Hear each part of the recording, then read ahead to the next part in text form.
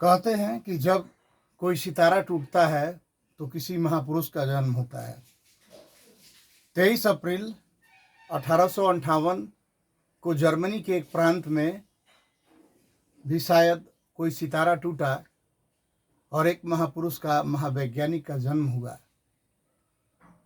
जिन्होंने हम लोगों की स्वतंत्रता देखी और 3 अक्टूबर 1947 को उनका स्वर्गवास हुआ। लेकिन इस दौरान उन्होंने जो धमाल किया, जो धमाका किया, उससे आज तक पूरी दुनिया लाभान्वित हो रही है। उस महान वैज्ञानिक का नाम था, उस महापुरुष का नाम था मैक्स प्लांक, और इन्होंने क्वांटम फिजिक्स की नींव रखी।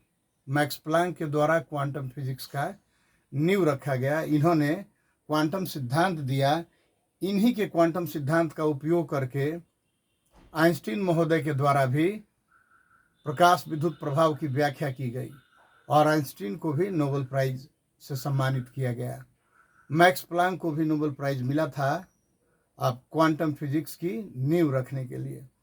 तो मैक्स प्लांक, इन्होंने सबसे पहले थर्मोडायनेमिक्स पर फोकस किया था, ऊष्मागतिकी पर फोकस किया था, और इन्होंने ऊष्मागतिकी के दूसरे नियम के संदर्भ में अपना बहुत सारा अध्ययन किया, रिसर्च पेपर प्रस्तुत किए।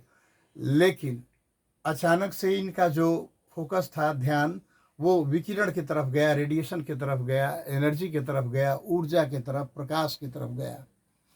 और इन्होंने शुरुआती प्रयास में ये प्रयास किया, शुरुआत में इन्होंने प्रयास किया कि कम ऊर्जा से अधिक प्रकाश कैसे उत्पन्न किया जाए, और इसके कारण मैक्स प्लांक के द्वारा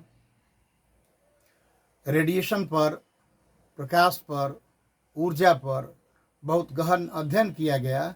और अपने अध्ययन के क्रम में इन्होंने एक आश्चर्यजनक, उस समय के लिए, तथ्य का पता लगाया कि किसी अणु या परमाणु या काली निकाय से, किसी अणु, परमाणु या काली निकाय से ऊर्जा का उत्सर्जन विकिरण के रूप में होता है। लेकिन ये विकिरण, ये ऊर्जा कंटिन्यूअस नहीं होता है, डिसकंटिन्यूअस होता है, असतत होती है।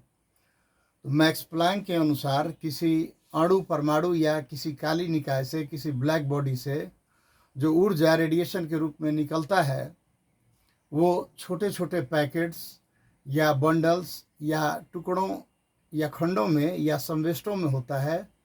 और ऊर्जा के इस सबसे छोटे खंड को क्वांटम कहते हैं। तो आज हम लोग बात कर रहे हैं प्लांक के क्वांटम सिद्धांत की। मैं डॉक्टर अभिषेक कुमार पांडे आपसे प्लांक क्वांटम थ्योरी की बात करेंगे, मैं करूंगा। और एक बात और, इन्होंने अपने सिद्धांत में बताया कि उत्सर्जित विकिरण की ऊर्जा विकिरण के आवृत्ति के सीधा समानुपाती होता है।